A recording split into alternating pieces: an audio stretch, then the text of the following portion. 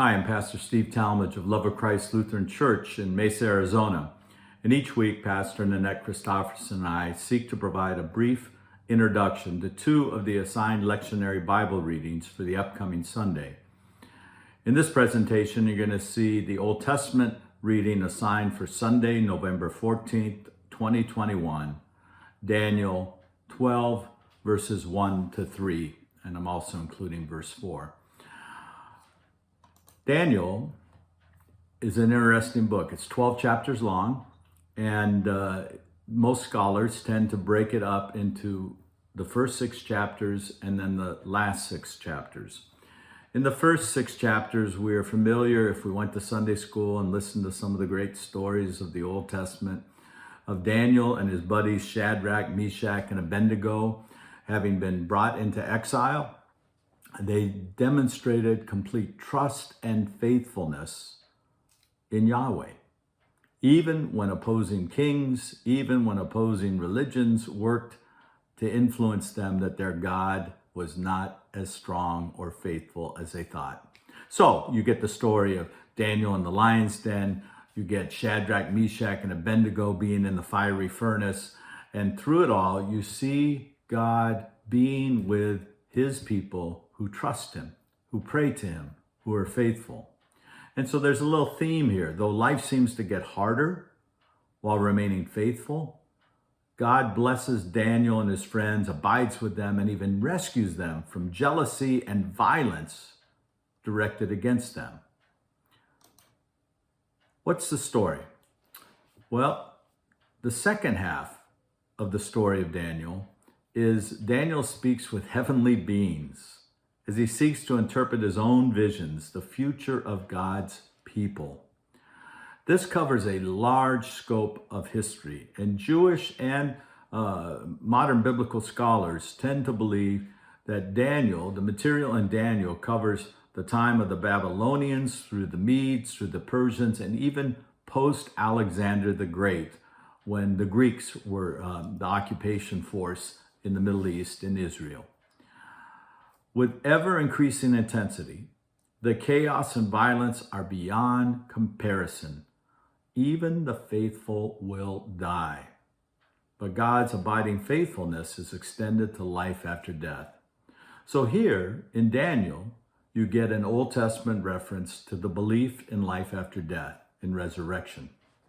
And it's a comfort. What's the message?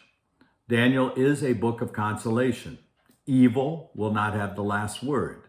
Trust in God is necessary while living in a chaotic and violent world.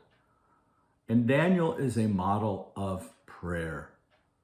Again, Daniel, according to that book, and his friends went through horrific world events, personal consequences, and circumstances. But we see the devotion and lifted up example of Daniel being a person of prayer, Shadrach, Meshach, and Abednego being people of prayer. They trust God, Yahweh, no matter what. Daniel 12, 1 to 4, part of the lectionary for this Sunday. Because our gospel text for this week deals with the last days, this passage deals with the hope of eternal life, promised to the faithful enduring horrific circumstances. Our reading comes after early descriptions of earthly kings battling heavenly powers. Again, you have to let your imagination go. And again, scholars have difficulty being very specific of how we interpret all of these events, but you can only imagine when you've been exiled, when your hometown, your home country, your family and friends have been dispersed or destroyed through the various foreign maneuverings and the abuses and the brutality. We've seen it in our own time period, in the Middle East, in Syria, in Iraq, in Afghanistan. We've seen it through the world wars of how people have often treated their enemies. So a question, how have you had a sense that there are forces at work in the world greater than what we can see or control? Daniel gives us a glimpse of sometimes these forces coming at blows with each other, coming into conflict with each other. In our lesson, chapter 12, verse 1, we hear this verse. At that time, Michael, the great prince, the protector of your people, shall arise. There shall be a time of anguish such as never occurred since nations first came into existence. But at that time, your people shall be delivered, everyone who is found written in the book. So context. We have the archangel Michael being sent from God to come and fight against the forces of evil on the earth, against earthly kings, and God's faithful people will be delivered. Dr. Christopher B. Hayes writes, the reign of Antiochus IV is both a focal point and a turning point in the narrative of Daniel. The narrative accurately follows historical events up to Antiochus's 167 BC persecution of the Jews in Judah, which precipitated the Jewish revolt described in the deuterocanonical books of the Maccabees, or the Apocrypha in the Jerome Bible, or some Bible translations have these apocryphal books that cover the time period from about the late 4th century BCE to the time of the Gospels and Jesus. The text describes Antiochus IV's cultic and theological wrongdoings in great detail in 1131 to 39, but then offers a very vague prediction of Antiochus's demise. In 45, he shall come to his end with no one to help him. Antiochus Epiphanes was compared in modern times to Adolf Hitler. He marches into Jerusalem, he intimidates, and he begins to exterminate the Jews. He puts up pagan altars and symbols within the temple in Jerusalem, and he is just known for his hatred of the Jews and his desire to remove them from the land. And it was a horrific time for a Jewish person to be living in Jerusalem and the surrounding area. It does not show awareness of the actual circumstances of Antiochus's death in 164 BCE, nor the Maccabean purification and rededication of the Jerusalem temple in 165 BC, still celebrated as Hanukkah. Some of you may know about Hanukkah. It was after Antiochus dies that the Maccabeans, who were brave Jewish warriors, revolted against this oppressive, dangerous, life-threatening force. And when they had victory, the first thing they do is go back into the temple and purify it, clean it up.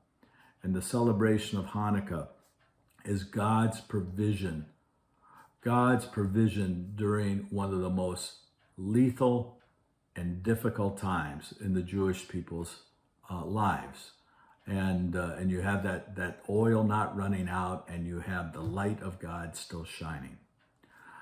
Therefore, it is generally thought to have been written in the midst of Antiochus's reign, because of the description of the events fit what other historians write about that time of Antiochus. So, you have the world seeming to collapse and coming to an end as you know it. How do you cope? In such times, God's justice was not apparent within human history. So, resurrection and afterlife judgment were theological solutions to an historical problem. It appeared that the just suffered and the wicked prospered. And this was inconsistent with the notion of divine justice. The wrongs of the community's life could be rectified only outside of history. So the question is, why be faithful when it seems to not have any payoff in this life? Well, Daniel is going to speak to the idea that in the end, even after death, God will level the score. God will work things out. 12:2. Many of those who sleep in the dust of the earth shall awake, some to everlasting life and some to shame and everlasting contempt. The faithful can defy the demands of the tyrants of this world because these rulers do not, in the end, control the future. That's a good description of hope, of living with hope. No matter how horrible political or military or economic leader that might be in force over a nation, over a territory, over the world. None of them are divine. None of them are immortal. And so the faithful are called to defy the demands and trust that God is stronger. Verse 3, those who are wise shall shine like the brightness of the sky, and those who lead many to righteousness like the stars forever and ever. So again, a book of consolation, an emphasis on remaining faithful, even in a lion's den, even in a fiery furnace, even when it looks like the world as you've come to know it is coming to its end. The call to the Jewish people, to you and me as we read this text, is to be wise, to shine with the faith and the confidence that even if we die, God will take care of us. Verse 4, but you, Daniel, keep the word secret and the book sealed until the time of the end. Many shall be running back and forth, and evil shall increase.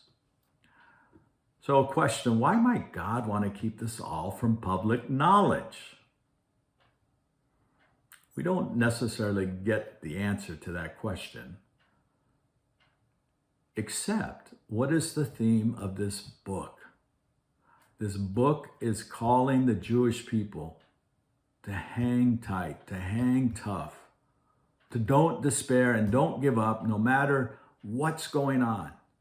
Even the most horrific things happening. God is still at work in some way that we don't fully understand or know. God is with us in the mix. Conclusion. This chapter in the book of Daniel ends with a response from heavenly messengers to the age-old question. How long? How long? Figures are given in code to Daniel, but verse 10 is a kernel of wisdom.